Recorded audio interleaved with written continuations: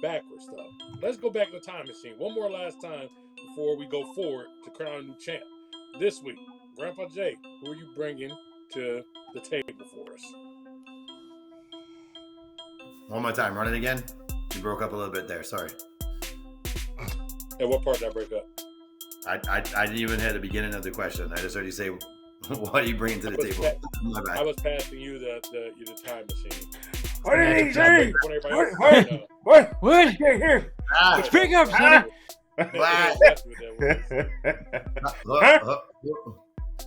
Who did you mention?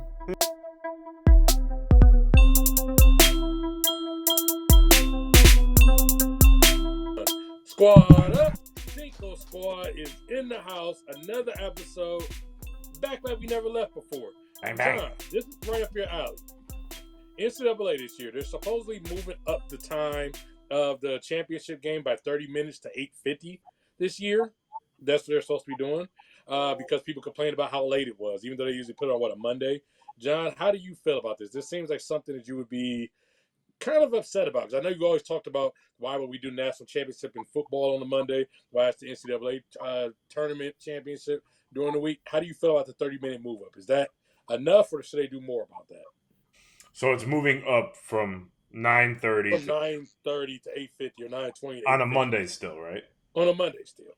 I think it's still stupid. I think realistically, putting the game in a NFL arena is the dumbest thing I've seen them do over the last decade. I know it has nothing to do with the game and has everything to do with putting in 85,000 people and watching little ants run around on a court. But I just don't think it helps. I mean, what are you going to save in 30 minutes that you couldn't do at 9:30? I would like to see the game at 7:30, 8 o'clock. That's a normal time for a basketball game on a regular night during the season. So why not have the game be the normal time? So I get it's a national championship, but I feel like that's why the ratings. But also it's a Monday night. A lot of people are, like myself. I wake up early, go to the gym in the morning, and I don't have until 11:30 midnight to watch an NCAA tournament game unless my team is in it, right? Which they won't be this year unless they make some magical run in the ACC tournament, which is not going to happen. So I'm hoping this the is lack of confidence. I hope this is a clip because I'm hoping you guys are ripping me next week saying, "I fucking told you." No, because we don't want to hear. But it wouldn't shock me. I told y'all this. It would not shock me if they made it to the ACC championship game. And we don't want to hear anything from you saying, "Oh, great, how my Syracuse team is." Jay, okay. Speaking of what John just said, magical runs, things like that. This is that time of year where we start to have these underrated teams, and we start to say, okay, who do you think is an underrated team going into the tourney, whether it's the conference tourney or going possibly NCAA tourney? Who would you want to shout out as that team? Well, first, let me just say, like most of us here on the East Coast, John is tipping the scales towards the East Coast bias as always, because 7:30 would be 4:30 high traffic time. So we got to take the West Coast fans into consideration too, right? There's a fan base out there for basketball. So my sleeper team this year, who has been sneaking under the radar, and the only team that's gotten attention in their league is the Memphis Tigers, and rightfully so because they're having a great year, is the North Texas Mean Green Machine. So North Texas is sitting there second in the conference. They won 15 out of their 16 home games. They had an impressive run where they lost to Memphis by 4 and then went on like a 6-7 game streak in their conference. The problem is they didn't close out the season great. They lost 2 of their last 3 or 2 of their last 4 teams they should have beat, like University of Texas San Antonio, who's not really up there in their conference standings. And we've seen it before in the past, right? Like FAU, we've seen teams from this conference get in and do great in the tournament. FAU had NBA caliber players. They have an NBA caliber player at North Texas right now. His name's Atten Wright. The kid's balling out.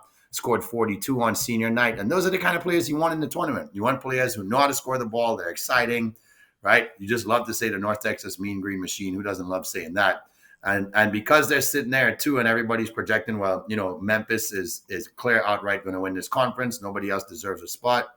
I don't think so. If they get to their conference championship game and they play Memphis tough again, I truly think they're on the bubble right now that the selection committee should consider the North Texas Mean Green Machine. Let them in the tournament. Let Atten Wright ball out on some fools as a 14 or 15 or 13 seed. Mike, who are you ignoring right now? Who needs a little more attention and love? So for me, I'm actually going to take it over to the NEC, and we're going to look at the Central Connecticut Blue Devils. They ended up winning the regular season title. They went 14-2 in the conference play, 25-7 overall, but unfortunately they lost the NEC championship game to St. Francis, PA. But they actually entered that game with a nation-high 14-game win streak, and they actually have two guys that are primed to be those guys that come out of nowhere and like, where did these guys come from in the tournament, that end up being a grad transfer in the case of Jordan Jones and a senior transfer in the sense of Devin Hade, to bigger programs next year. We always seem to have those guys that show up for the smaller schools in tournaments and they end up at bigger schools the next year. I think both of these guys, as they average over 14 points apiece, are both primed to do that. I think this is a team that, yes, slipped up, but that game went to overtime against St. Francis and they lost 76-72. So not like it was a blowout. I think they deserve to get into the tournament because overall they played great basketball this year. They were really going into the tournament, other than that kind of hiccup, playing their best ball. As we always say, you want to have teams playing their best ball. I think Central Connecticut put them in the tournament. Unfortunately, you said Central Connecticut, right? Yeah, they're not going to make it if they lost NEC. I'm sorry, but we've seen that before happen to a lower conference where a team is 28, 29, even 30 wins, and they don't get in. If they don't win their conference, they're not in. So, unfortunately, I'm on the boat of like, hey, if you win 26 games in Division I college basketball, I don't care what you're in. It's hard to do. So They're not getting in, unfortunately. They didn't win their conference championship. They're not getting in. Which sucks because they should. Yeah, that's the thing, though. They should. Like John said, there's been a lot of they should in the past, right. And then you let like the 8th or 9th ACC team in, or a Big 12 team, the 7th or 8th Big 12 team that ends up getting knocked out in the first round. It's like, well, why don't you give these guys a shot to see if they could have had some Cinderella magic in their bones? Right. Well, don't worry, we'll be at 128 teams eventually, so they'll all get in. we'll be there, and then we won't have to worry about it. Then we can all stop the bubble talk. There'll be no such thing as a and this never becomes a sports debate ever again. Yeah, and then we can just end this sports debate. Except Team 121. Oh, geez, so poor them. Yeah, exactly. Left them out. For me, I think I took a little bit of a different route. Y'all both went with small schools. I went a bigger program. I looked at the Indiana Hoosiers, and I know people would say, oh, that's a Big Ten team. Who's looking at them? But nobody really pays attention to them right now. What's crazy for me is Mike Woodson announces he's leaving, and as soon as he announces he's leaving, they just start winning all of a sudden when he says he's retiring. So they're 5-2 in their last 7. They beat Michigan State and Purdue in recent games. So suddenly this team seems to be actually streaking towards the right path. I even saw the other day where Mike Woodson jokingly, maybe he's not jokingly, said, well, maybe I should stay longer if we're winning now. So I'm kind of finding that as an interesting story just because I remember watching Woodson when he was the coach of the Knicks and all those years, and to see him kind of reinvent himself, go to college, and now maybe he can go out. Maybe they won't win a championship, but maybe he gets to go out on a nicer ground than what it looked like he was about to go out, which was going to be pretty pathetic, to be honest. So shout out to him and the team for actually coming out the ball so they could send him out with a decent farewell. John, who are we ignoring out here? Well, unfortunately, like Indiana's got to win a few games in the Big Ten tournament. They got to do something in the Big Ten tournament. Yeah, they do. So at least 2 games. I'm gonna go take it to my conference I used to cover in college, and that's the A10. I'm gonna take it to the VCU Rams, VCU, and I think they're a program that has always made some noise. Has always been dangerous in the A10. Has 4 guys in double figures. Can really move the ball. I'd love to see St. Bonaventure make a good run. They had a great start to the year, and then kind of a bunch of injuries happen on St. Bonaventure that I would love to see them be in the tournament. But they have 7 active players on the entire roster. Yeah. Just injury prone. Unfortunately, they just slipped up, but still finishing 5th in the A10, which is great. But VCU, I think, is strong. I think they're always well coached. They're always a strong team from 1 through 8 that they rotate through their lineup. Them and Dayton have always kind of dominated that conference, next to St. Bonaventure as well. But it's just, I think they're one of the teams that, they're going to probably go right to the championship game in the A10 tournament and end up kind of making some noise in the NCAA tournament, because I think they have a lot of veteran-heavy guards and players on the team that I think can really help show. We say this all the time, transfer portal wins all the time, most of the time. So We see this all the time in college hoops, and I think that's part of the reason why college basketball is so poorly done nowadays is because of the transfer portal and everything that needs to change with that. So when you look at it, I think VCU can make a lot of noise with having a team that's returned, and we've seen that all the time. If the team has been there, done that, they're pretty much ready to go for the NCAA tournament. So I think they can make a lot of noise. We've seen it before. So it seems like so long ago since Shaka Smart was the VCU coach, and they were going on those magical runs. Four coaches ago. I know, it's like crazy because that, like, he was like the young up and coming thing. I mean, now he's went to a couple different programs. They keep resetting themselves and they keep reinventing. So it's been kind of cool to watch that. Speaking of going backwards, though, let's go back in the time machine one more last time before we go forward to crown a new champ. This week, Grandpa Jay, who are you bringing to the table for us? Really at that point in the show, right? All right, ladies and gentlemen. So you guys know this guy is a little bit of a slight love for Kentucky basketball here. Since John went all Syracuse like a freaking narcissist for last year, didn't even want to bring another team into it. We have to mix it up just a little bit. So I'm going with what might have been the biggest heartbreak team for me of all Kentucky teams of all time. I really don't think there was another team that broke my heart as much as this. In fact, I remember scaring the people that were watching the game with me because I think I broke everything in my vicinity near me once I knew we were getting beat in that Final Four game by Wisconsin. Fuck you, Frank Kaminsky. So this week's time matchup machine is the 2007-2008 UCLA Bruins versus the 2014-2015 Kentucky Wildcats. Gentlemen, who would win if they went head-to-head in the tournament? This was easy for me, actually. Yeah. And by the way, as a side note, I picked Frank Kaminsky in that game. Actually, that game happened in Cleveland. I went downtown to party with some of the money I won after that wonderful game by Kaminsky. No offense. That being said, the reason I picked to get your Kentucky team was because I never got the Harrison Twins thing, and that's the reason I'm going to pick UCLA, because I never got the Harrison Twins thing. The fact that we're sitting here, this is a flagrant misusage. Devin Booker was off the bench. What are we doing here, Cal? Then we're sitting there. Even Ulis was off the bench. What are we doing, Cal? Both of those two were better guards. So if I got to sit there after the Harrison Twins and they got to go against Westbrook and Collison in the backcourt, I expect Westbrook and Collison to clamp them up, because we've seen lesser people clamp up the Harrison Twins. And then you got Kevin Love. But remember, this was Fat Kevin Love. And Fat Kevin Love was a different type of monster, because Fat Kevin Love used to put his ass and back people down and do what he had to do. Now, don't get me wrong. I get it. You have Willie Cauley-Stein, these guys, but they were a bit slight. And I just think Kevin Love would have went down there and bullied them. Then you have somebody else like Luke Maabute. I've always been able to say that decently, who he was a versatile defender. So I would have loved that matchup, being able to watch him. Okay, Booker comes in. He's going for him. So for me, that UCLA team was a monster team, and I would have to roll with that UCLA team.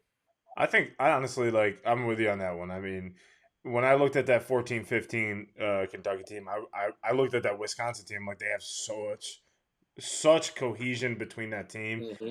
and they were just lights out behind. I forget who the 3-point shooter was, but he was just cashing through. Sam. What the fuck's his name? White guy. Sam Decker. Sam Decker. Yes. Sam Decker. He was just cold from behind the three. I was like, damn. Okay, this guy's just not missing. And Wisconsin just played that annoying basketball where, like, they could hit a three. They had Kaminsky in the paint. And honestly, it exposed Cauley-Stein. I thought all year that year, I remember that, Cauley-Stein was such an overrated player. Cat, not so much. But I think Cauley-Stein was getting so much more love than Cat. And I was just like, how is this even possible? Like, even though Cat was the, like, premier player of the team, it felt like every week we were talking about Cauley-Stein. I'm like, he's not that good. He can't dribble. He can't shoot. He can't do anything but just back and bully guys down in the paint, which is obviously, not the game at that point. I just didn't like that Kentucky team at all. I didn't think I think them getting to the Final Four was like, okay, that makes sense because of the roster they have, but you just didn't feel like they had enough confidence going into that Wisconsin team, because I think Wisconsin was just mowing over guys and mowing over teams in the tournament. And looking at the UCLA team, I actually like that team a lot. I think they were a big disappointment. Didn't they lose in the round of 32 or something like that? No, No, they lost in the Final Four to Memphis. Yeah, They did yeah, lose the Final Four. Okay, so I That think was that their team was fault. really fucking good. Like I was like, damn, that team is really good. I thought they lost in the first round or first or second round, but I mean, you had Russ Westbrook. I mean, Russ Westbrook. Obviously, we see what he does in the NBA now, but Darren Collison in there was kind of an unsung hero for them. It was just like a guy like who would just pick up rebounds, go and do the small things that they needed for. I mean, he's a small guard, but I mean, he would go do the small things that Westbrook maybe wasn't doing. I mean, he averaged more points than him per game too. It's just because he was open. So, and then you had Big Kevin Love. I mean, Big Softy, I used to call him because he just looked like a big softy in the paint, but he was just always a bully down there. So I think this 07-08 UCLA team would definitely dominate. Mike, what about you? Who you got? Dominate? Hell no. No, that Kentucky team's winning. They are Yeah. much deeper, much better production. Russell Westbrook, as far as being Mr. Triple-Double, is not Mr. Triple-Double yet. Yes, Pillsbury Doughboy Kevin Love is great, but you've got enough bigs to continue to rotate onto him that I think you can at least, again, it's like every team has this player that you're not going to stop necessarily. You're just going to hope to contain. And I think that Kentucky team had enough bigs, including Dakari Johnson, who was their biggest guy as far as size goes, to be able to rotate onto Love and at least try to contain him. Collison and Westbrook are good, and Bamute is good. Past that, there's not a lot of production coming from the rest of the team. They rotated 7 guys, but they really only played their starting 5 for most of the game. That was a team where Cal could rotate 9 guys and continue to play an actual starting lineup in 99% of other D1 programs. So I'm going to take this Kentucky team here, but I will say one thing. You are right. For some reason, Willie Cauley-Stein got way more love than Kat did. I couldn't believe it. I used to get so fucking mad about it. I'm like, he's not that fucking good, and everyone keeps talking about it. I'm like, our second center on Syracuse is better than that motherfucker. Like, he is not that fucking good. I kept saying that all year long, and it was so annoying because people were like, "Oh, he should be player of the year. He should be the front row draft pick. He's better than Cat." I'm like, no, he's not. Cat can shoot. Cat can dribble the fucking ball. What I couldn't believe was when I was reading like the postseason accolades for the individual players, and I found out that Cat got an AP third team spot. Yeah. Willie Cauley-Stein was a unanimous first team All-American. Everybody that hands out All-American teams put him on the first team. Yeah, when they got the big draft, Cat went first, and everybody who was evaluated. Well, that's the thing. So you guys know that I like to look at like guys' stats, especially guys that you might not remember exactly what they were in college. Cat like nearly doubled him in points in almost every statistical category. Willie Cauley-Stein averaged 8 points a game, and he was a unanimous first team All-American. I was like, how? And no one else on the team was. No one else on that entire, let alone the rest of the nation. Nobody else on that Kentucky team made first team All-American. Yeah, I mean, when we look at Devin Booker in that year he barely got any time, right? Or was he even? He was the sixth man. Yeah, he played anywhere between 12 to 14 minutes a game, but he averaged 10 points a game. Yeah, he came in. I see this UCLA team similar to Wisconsin. Team that's not very deep, can shoot the ball well, can move the ball in the paint, has a big who can dominate. And look what happened with that game. So that's where I see it. But that happened because Kaminsky was a contender for National Player of the Year that year. So he was one of the best players in college basketball. So if you have someone walking in with that kind of swag, you're gonna get your team's gonna believe that we just have to back this guy up just enough if he goes off. And then Decker obviously didn't just go off. Decker played like how D Wade played when they beat Kentucky 10 years prior to, right? In that regional final. So. Non-biased there. Kentucky wins this game. They win the game. Point by Mikey there where size would have mattered. The reason why Cauley-Stein got so much attention is, remember, everybody was still coming off that hangover of the freshman Anthony Davis, big rim, big shot blocker, rim protector, not great offensive skills at the time, but good enough to finish at the rim. And Cauley-Stein had a similar style of game, not as imposing physically, but everybody was still enamored by this hangover of, oh, Kentucky won the national championship off the back of a big who was athletic and a rim protector. And here we go again. And he has much more support around him than Anthony Davis had. Now, to your point with the Twins, Trey, the Twins were playing at the time because Trey Lyles was a really small freshman guard that still had a lot to do defensively to be a starter. He was a defensive liability until he wasn't. And then Booker coming off the bench, Cal kept saying that this is our secret weapon, right? I never believed in it either. I was like, this guy should be a start. This guy should be a starting two and play 26 minutes a game, and he should be averaging 19 to 23 points a game. First team All-American. Nobody could shoot like him in the country. And you underutilized him the whole time. Huh? That's part of why I can't go with him, because Booker would have played 10 minutes in the game versus UCLA, which is why I can't go with him. Well, hopefully he would have wised up as the tournament was going on, as he did, and play Booker more as the tournament went on. Booker's minutes went up from 18 to 20 in the tournament, and the Twins would sit more because Booker was a more productive player, better shooter. He realized throughout the season, I can't just go off of the chemistry of the Twins. I have to go with the hot hand. But Kentucky would have beaten these guys, not just the size. I feel like the team had gone 38-0 and figured out how to beat everybody. They just ran into two guys who had the best games of their career almost at the right time. Decker, absolutely best game of his career at the right time.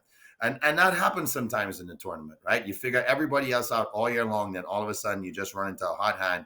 And they were rotating so poorly in the corner. All they kept doing was just isolate. Like, he was camping out in the corner. Kaminsky kept collapsing the defense in the middle. It was the simplest game plan I'd ever seen. And it was so freaking frustrating where, like, how can you not make an adjustment on this? How can you not just go a freaking 1-3-1 and have your three, whoever's in the middle of that three, just stand their ground and have the other guys shoot out towards the 3-point line, so they're not getting open looks as often as they were getting open looks. It's like, you can't make this more simple, Cal. Why don't you just do it?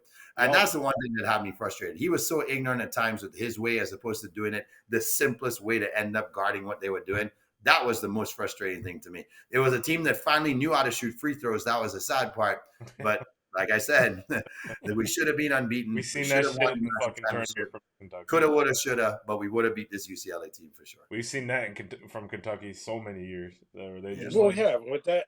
Where the fuck are the free throws at? Like, god damn, bro! Like, you're a Division I player and you're a top lottery pick and you can't hit free throws. No, if I'm an NBA team, I'm like, nah, you good.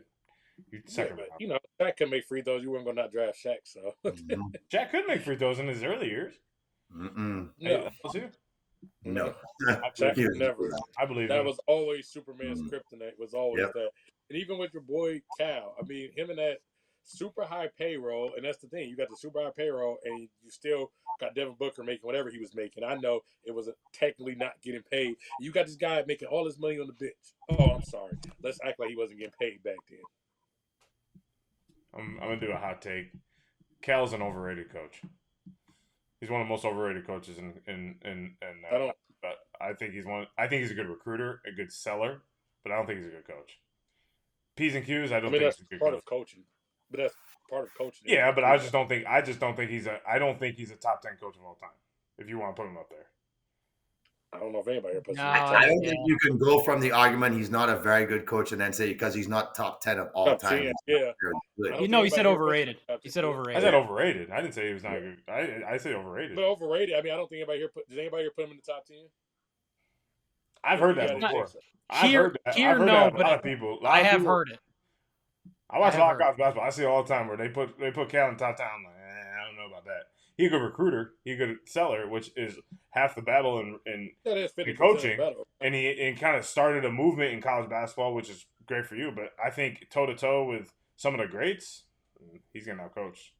To that point, we have now talked about two different Kentucky teams that were disappointments during these matchup time machines.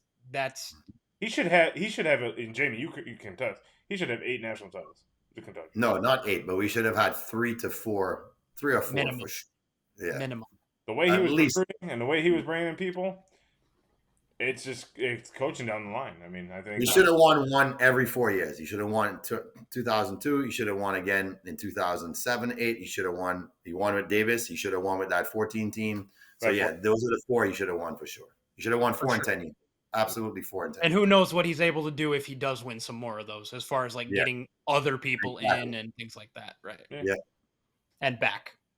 And now we have a different conversation of him being top 10, maybe even top 5 if he's done that. So, 100%. Yeah. Shoulda, coulda, woulda. Mike, SGA, Jokic. Who should be the MVP? Who should be the MVP? Yeah. Who should be the MVP? Yes, Jokic should be the MVP. You have a vote. You have a vote. Who are you voting for? If you were a voter on the staff, You have a vote. You have a vote. You have a voice. Yeah, we're giving you a voice. I mean, so if you're giving me a vote, it is difficult because statistically, Jokic should be MVP. However, I may find myself, if you really gave me a vote, in the camp of I don't want to give it to Jokic again, so SGA. But who should it be based on just the numbers and what it says on the piece of paper when I'm voting for him? It should be Jokic. He's putting up historic numbers still. And he just had one of the most historic nights in NBA history. John, going with your big fella? Oh, yeah, easily.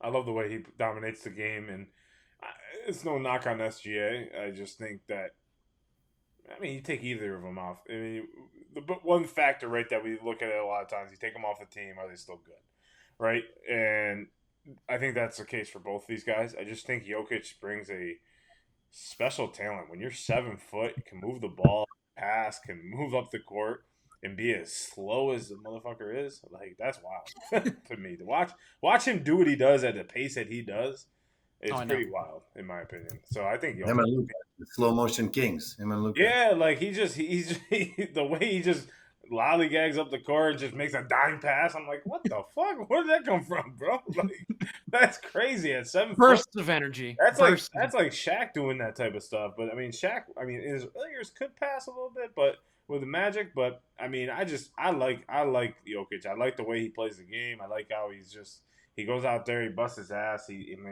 He's dominating the game in another level, and I think it's very awesome to see. I think SGA is a phenomenal player, and I'm giving him the biggest kudos because of how hard he's worked to get to where he's at right now, at being the league leader in points and stuff like that. But, just because you're the league leader in points in others categories doesn't mean you deserve MVP. There's other factors in the game, so. Jay, any love for Canada? Your man SGA? Any love for him?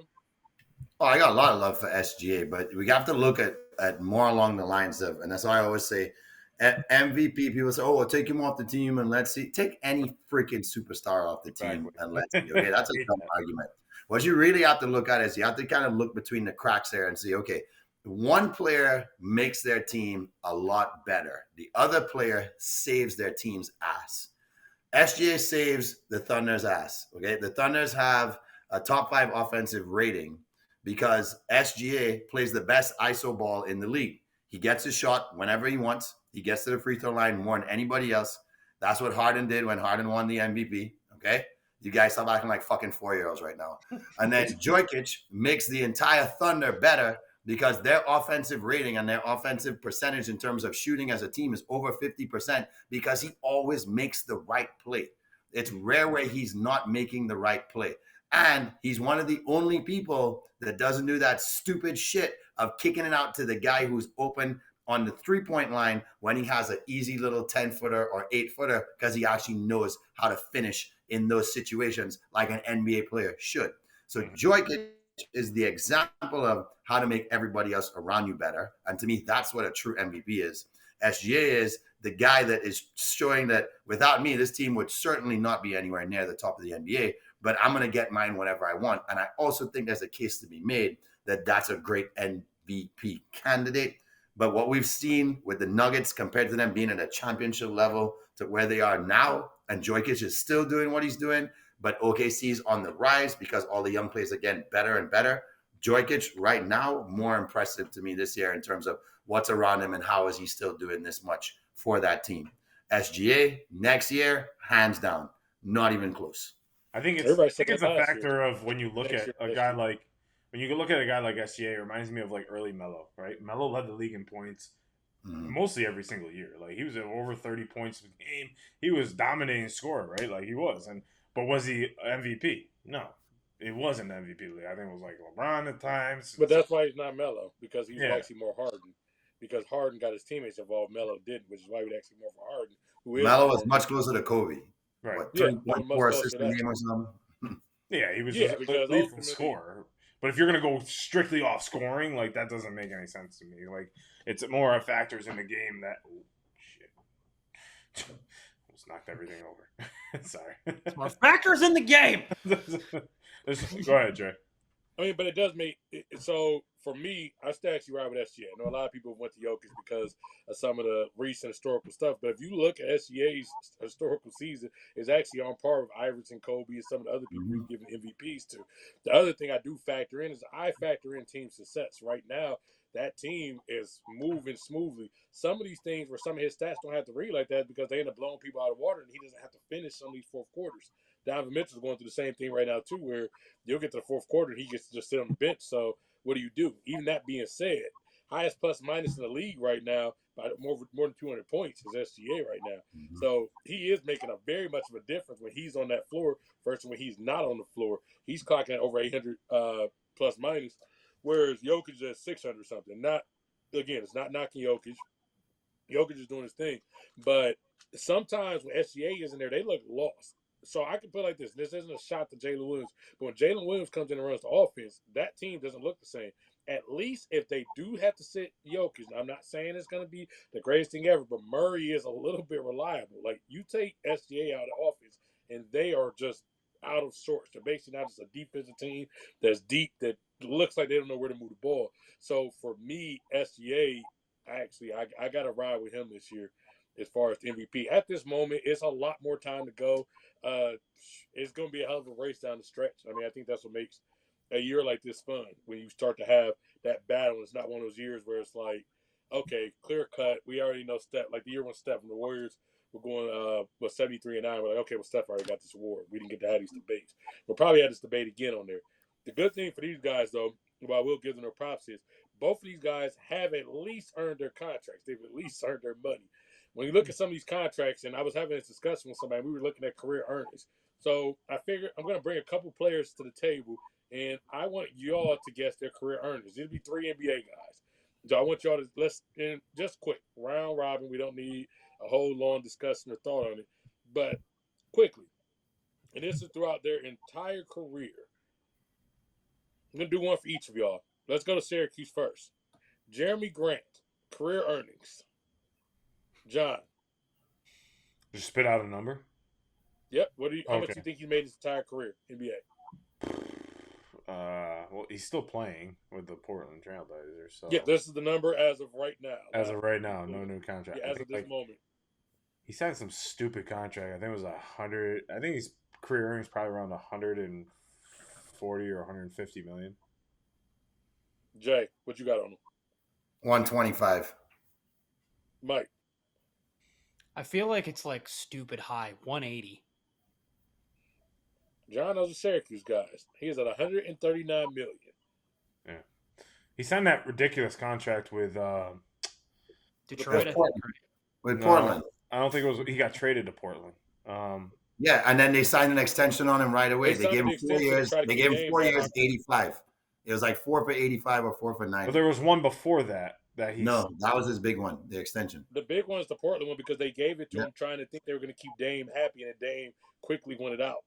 That's why he got the contract. But I thought he signed a $100 million contract or something somewhere. Right, it was 85. 85-ish. Yeah, like Jay said. Okay, let's see. Jay, your boy John Wall.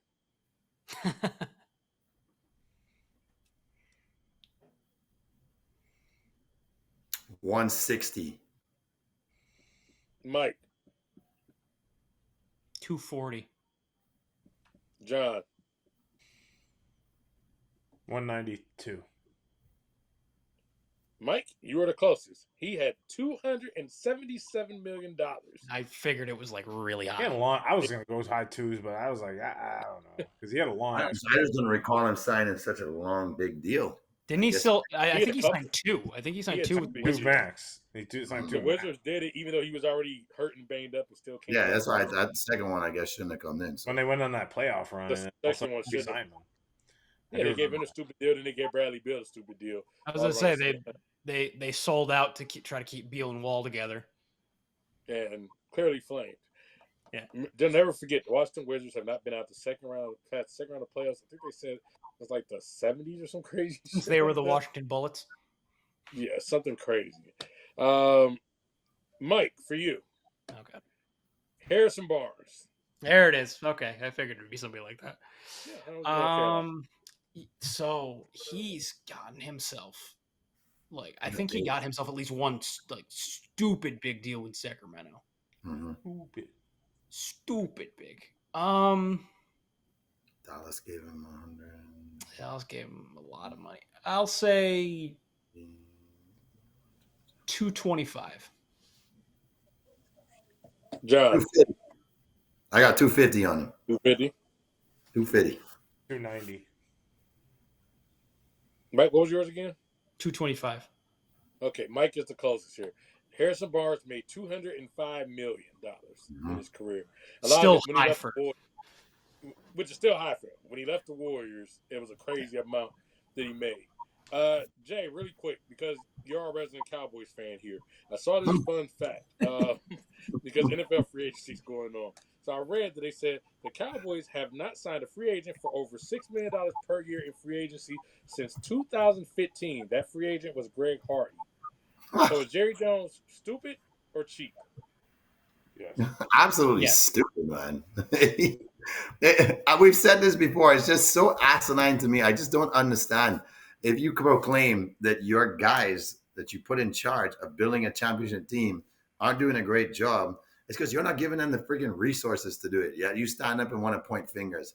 He is so beyond his years of understanding modern day football that if he would just take his finger off the damn pulse and just be like, hey, tell me what to do. Go hire a GM that's been there and done that since 2012 maybe, or 2014 in the last 10 years.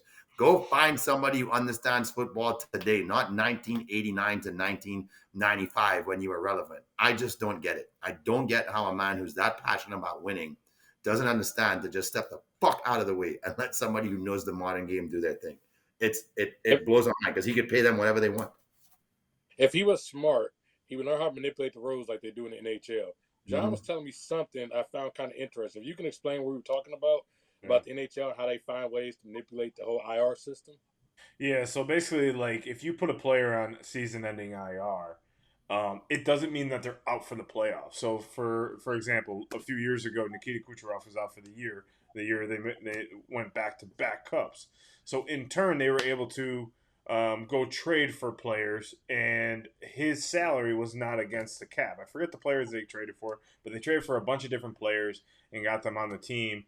But just recently, Matthew Tkachuk just went out for the season-ending IR.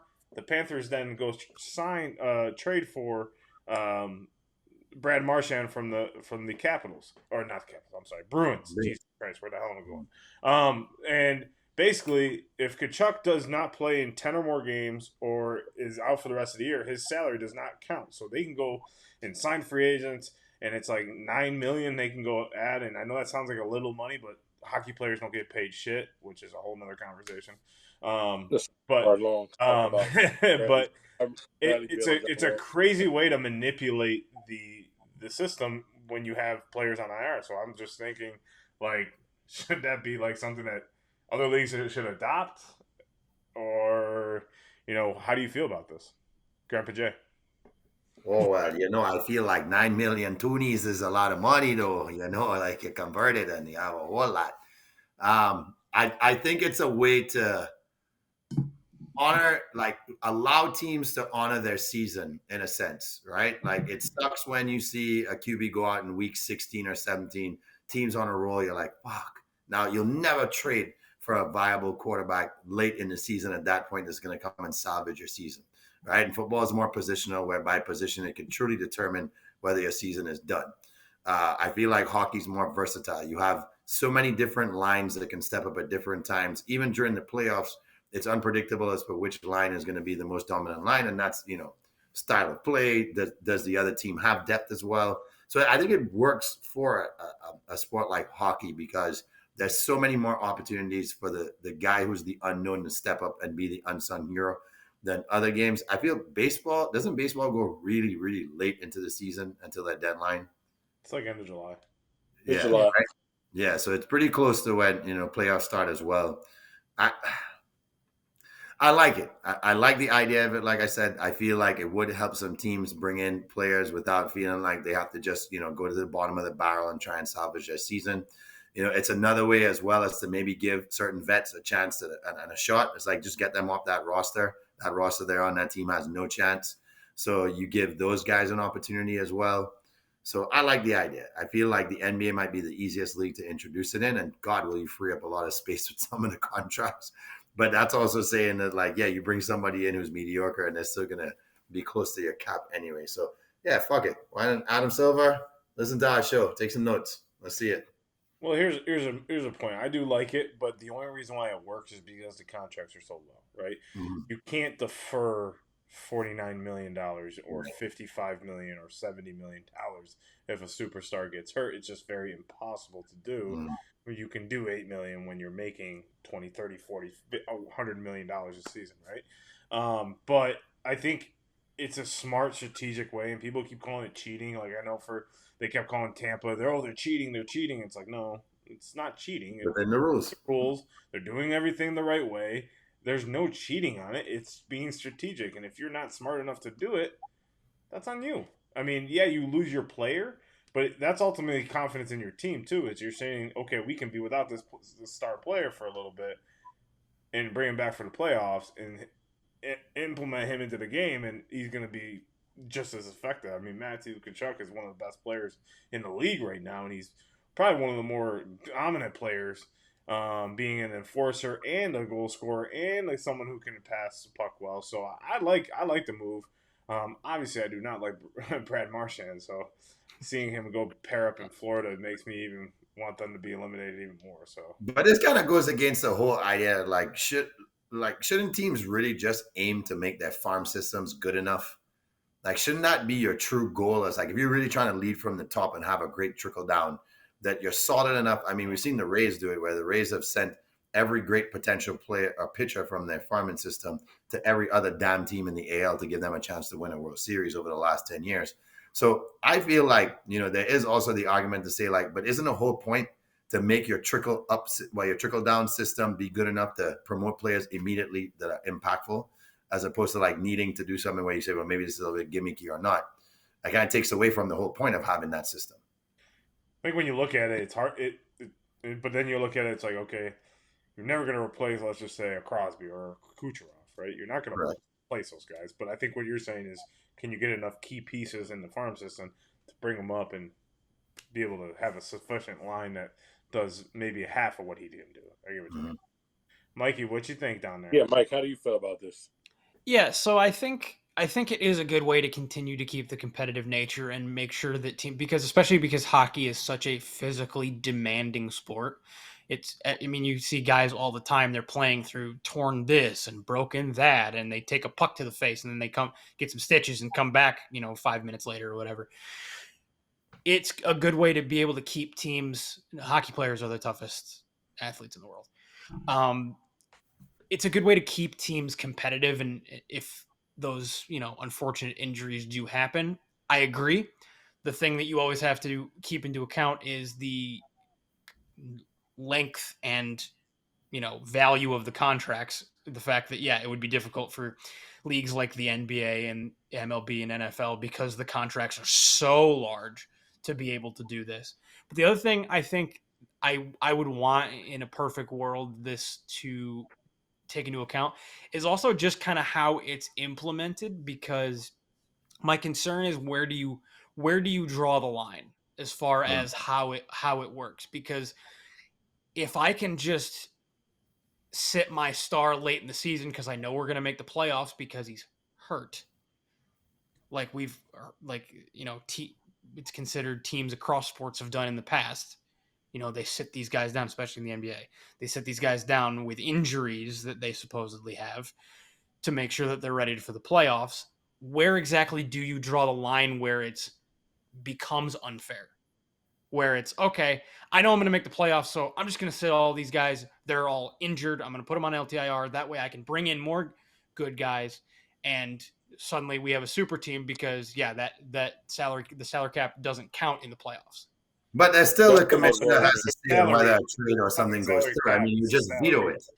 Yeah, you just veto it if it seems like Both of that. y'all talking at the same time. I can't hear. Well, can't no, hear. it's not the salary cap doesn't matter. It's their salary does not matter. Like Kachuk does not, the salary does not count towards the cap. That's not what I'm saying. I'm saying when you get to the playoffs, it doesn't matter who's getting paid what. There is no cap in the playoffs. So you can bring Kachuk back, and in the regular season, you would be way over the salary cap, but you're in the playoffs, so it doesn't matter. Right, that's exactly what I just said. So, like, but like to your point, like I think they have to have like Kachuk went into surgery.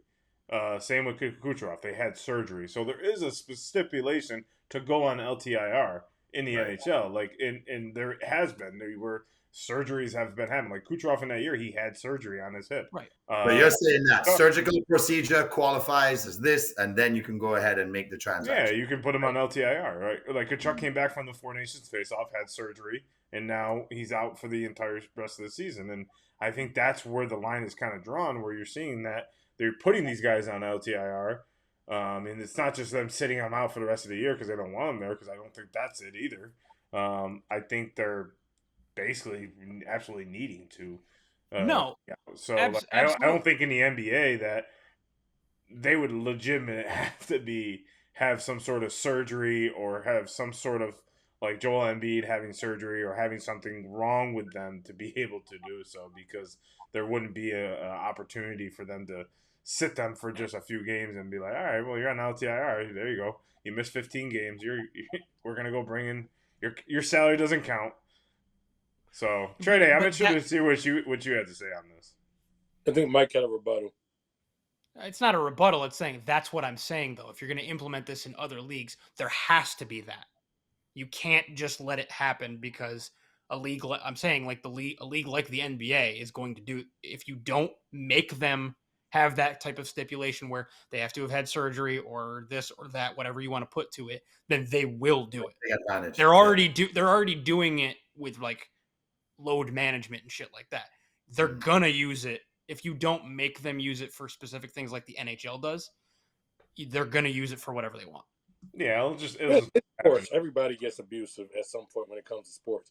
Right. Eventually, NHL is going to abuse it too because people are competitors. They'll figure out ways to abuse it too, and eventually they'll have to figure out some way to do a loophole. I mean, you could sit there and say, okay, the NBA would do it. You tell me Bill Belichick wouldn't figure this shit out in the NFL. Right. If you gave him that type of loophole, there's always a guy that's cutting the line. If you're not cheating, you're not trying, right? Isn't that the motto with the SEC?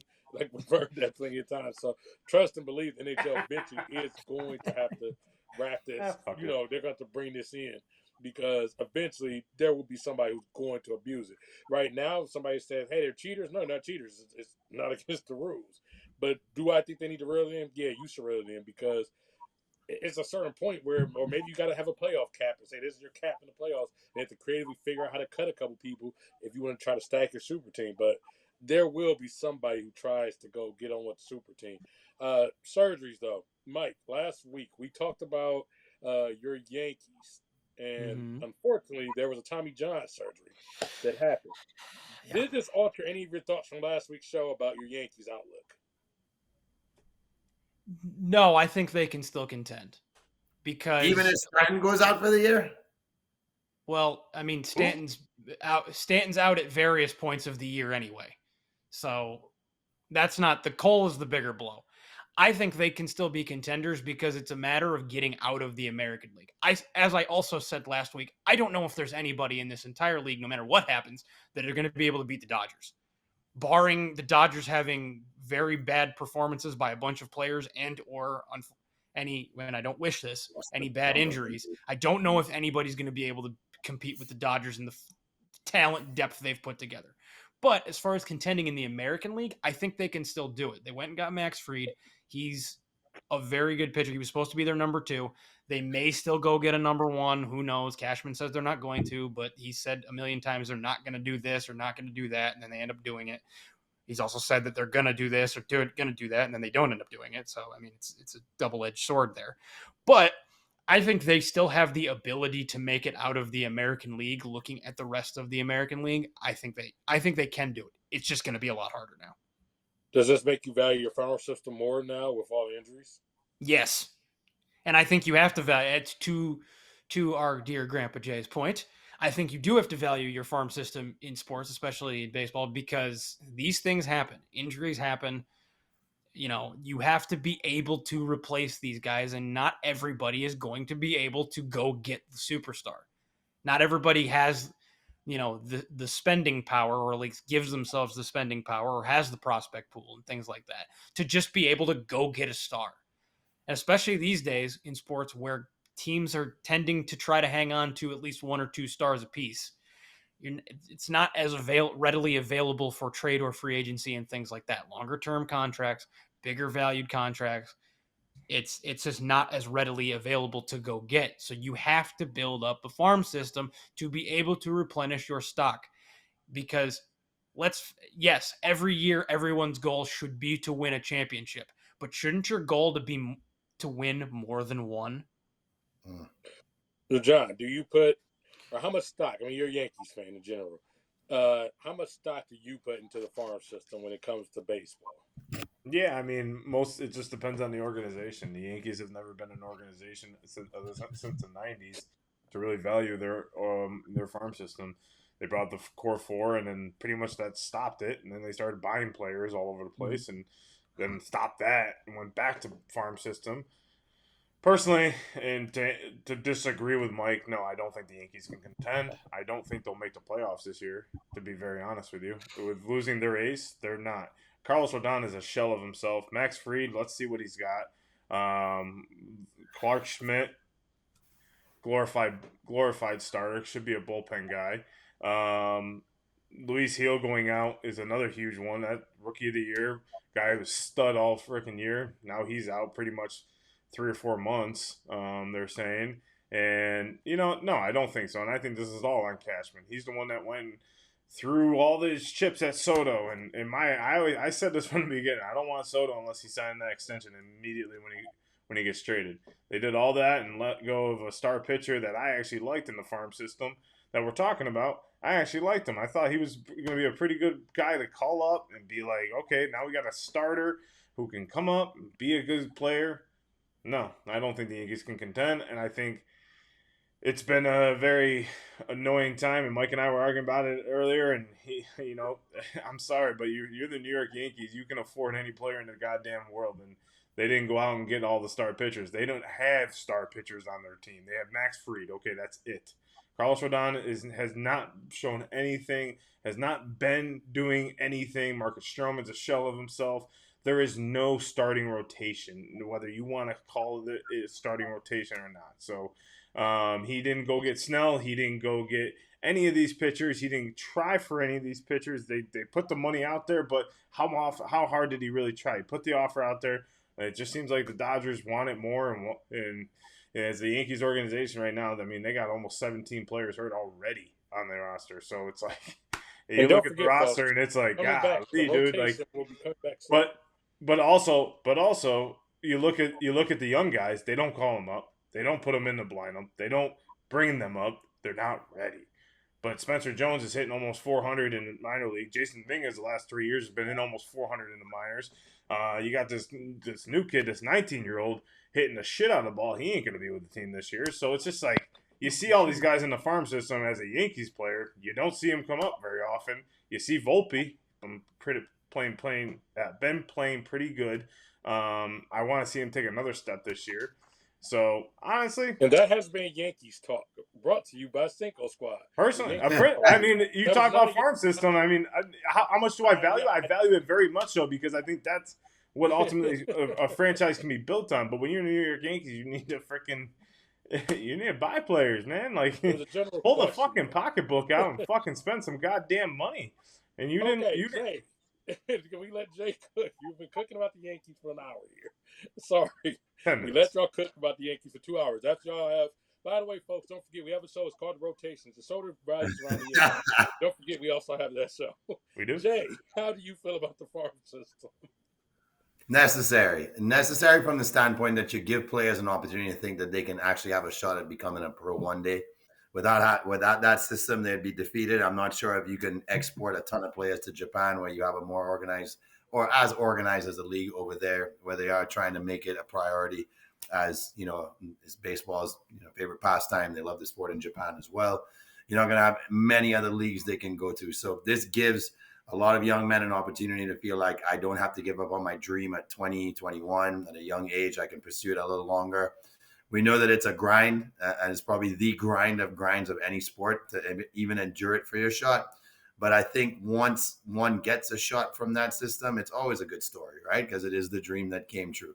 So in order to keep perpetuating the dreams of a lot of young baseball players around the world, not just in America, it's a necessary system. And it's also a necessary system, I think, for a lot of small market teams that would never be able to spend with your Bostons and your St. Louis's and your Dodgers and your Yankees, etc. Well, I think in general, you have no choice with the farm system because what Jay just said, you only got 4 or 5 teams that are going to be big steppers and big spenders like that. I'm talking big steppers, big spenders consistently. Every once in a while, you maybe get his franchise like the Padres to come through and say, okay, we're going to spend money for a couple years. The Marlins have done this before. We're going to throw Stan a huge bag, then we'll pull it back. I mean, that's how they won their couple championships. So for most teams, yeah, the farm system is everything. For me, grew up watching the Guardians / Indians, grew up watching the Dodgers. For the Guardians, they're basically the farm system for the Yankees. That's what this is. We basically dish this out. We go out, we build them up, we almost win the World Series, we send them off to the Yankees. That's what the farm system does. Congratulations. We are your farm system. As a Dodgers fan, on that end, we spend money. Farm system doesn't mean shit because in that case, if you got that type of money, you got more money than God, as some people will say, what is the farm system in LA? Because at the end of the day, they are going to spend the money so they can ultimately go out here and stump a motherfucker out. And you know what's about to happen? I'm about to stump you motherfuckers out. Because what time is it? Stump. Squad. Yes, sir. Yes, sir. Yes, sir. Ladies and gentlemen, boys and ghouls and goblins, and everything in between. Thank you guys for reaching this point of the show with us. If you haven't liked, subscribed, and commented yet, now's the time to do it. Now is also the time to show off your sports trivia knowledge against the squad. If you happen to beat us, please go ahead and boast and let us know we're dumb and you're smart. If you get it right, give yourself +2. If you get it wrong, -2. Don't cheat and see what you actually know about sports here, because you may get one of our questions right, or you may get all of them right. This week, I'm definitely winning. So, I'm going to start John off on 0. John, go ahead. So the Players' Championship is this weekend, and Scotty Scheffler is looking to defend his title, back-to-back titles. So I want to know how many players were runner-up in the 2024 Players' Championship. So second place. 1, 3, 4, or 7? 3. 4. 3. Okay, so we have 3 and a 4. I have successfully stumped Mike. It is 3. Xander Schauffele, Wyndham Clark, and Siwoo Kim was the runner-up. Siwoo Kim. All right, Mike. Okay. Let's cool you down. Cool me down. I'm the only one that doesn't have any points. That's freezing. My ice right now. Turn him into the New York Christ. Rangers right here. See what happens? I finally get going, and they got to stomp me out because they know how dangerous I am. Everybody out there will look. So, fine. We'll take this to the diamond. So, tell me, simple question. What was Pittsburgh Pirate legend Kent Tekulve's walkout song from the bullpen? Oh, wow. A, Staying Alive by the Bee Gees. B, Helped by the Beatles. C, Space Oddity by David Bowie. Or D, Rubber Band Man by the Spinners. What about Rubber Band by T.I.? Rubber Band Man. It was not one of the options. I thought you about to say that. Oh, this is amazing. I don't know if T.I. was even born. Let me go with the Beatles. David Bowie. Was Bowie option C? Yeah, Space Oddity. Yeah, I just feel like closers are so freaking odd and they're way out there. So I'll go with that track. Okay. This week, I have successfully stumped The Squad. D, you are right. It is. It is Rubber Band Man by the Spinners. I should have said it because I just made the joke. Mm-hmm. I was worried. I thought you did pick that. I'm like, oh, no. Yay. Right. Who's next, Mike? Trey. Pass it to our own Rubber Band Man. Shout out to the Cleveland Cavaliers. The Cavs have just tied the record for most wins consecutively while scoring at least 110 points. What team's record did they tie? The 1972 Lakers, the 1986 Celtics, the 2013 Heat, or the 2016 Warriors? One would definitely think it's the 16 Warriors. 72 Lakers, you said? Yep, 72 Lakers, 86 Celtics, 13 Heat, 16 Warriors. 72 Lakers. 86 Celtics. 86 Celtics. Fuck you. Okay. Today, I successfully stumped John. It's the 1986 Celtics. Nice. With You know, Bird. these basketball used to be like 134 to 142, like consistently. All right, so the scores read Mike with 0, Grandpa Jay with 2, me with -4, and Trey Day with 2. Sorry. All right, Trey, you gotta get this one wrong. Okay, so Yep. since it is tournament time, March Madness is upon us. I think I'll go straight to my March Madness bag. Can you guys tell me, and this also includes some of the newcomers, how many current Division I programs have never made the big dance? Is it 30, 35, 40, or 45? 35. 40. 30. I have successfully stumped Mike and Trey. Which means you win. No, I don't. That means Grandpa which Jay. means Jay wins. Grandpa Jay is the winner. Jay wins. Okay, 153. I lost. Great job, Grandpa Jay. Okay, Damn, so Grandpa. episode 163 winner is Grandpa Jay. And what is our scores right now for our new round? So it's me with 2, Jay with 1, and you guys with 0. And that's with 0. Okay, me and John will return next week. One of us two are going to win. You two are losing. Me and John are going to cheat. I hope you enjoyed being on the top No, because that move over and make some room because there ain't going to be one person on the top after next week. So I don't figure. Me and John will tie. Then we'll just split the tie or something.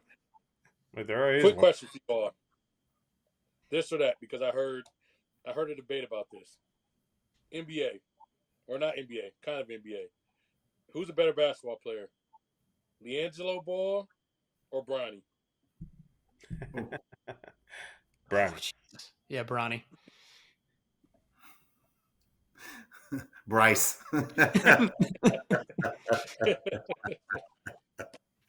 Bronny.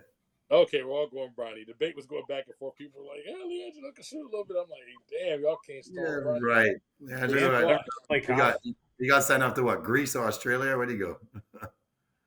I just remember he stole that stuff in the store. Australia. Stole stuff in Yeah, Australia. He got I can't remember. exported back to the U.S. But fellas, as usual, another fun show. We hit a little bit of everything. The Yankees rotation / the rotation will be coming back soon, so they can give you all your updates and debates about if the Yankees are actually contenders, and wait for my Dodgers to go ahead and get that back to back. Congratulations, Trey. We're definitely gonna start coming with a little more content, Yeah. a little more draft content coming. NFL, it never dies. We'll be back with some more of that. A couple special things are in the works, so definitely make sure everybody locks in with that. Also, as usual, make sure you like, comment, subscribe. Cinco Squad Pod 05. Yes, we do talk back. And, you know, if you got ideas, you want to come on the show, we're always open to have guests. Maybe you come on Stump the Squad. Reach out to us. Are we being One taken? idea. One idea. There's a petition going around to save Cal Poly State swimming and diving. If you get a chance, and we'll probably throw it up on our story here, go ahead and just sign it. These kids deserve a chance to keep swimming. What they did to them was absolutely wrong. We might elaborate more on it, but swimming's not in a good space right now. And if we can help these kids out in any way possible in these families, just go ahead and click and sign it. It doesn't take much effort. Definitely shout out to them. We will post it on our story. So anybody can sign and try to help save that swim program. But as usual, we'll be back next week. Same place, same time. Cinco Squad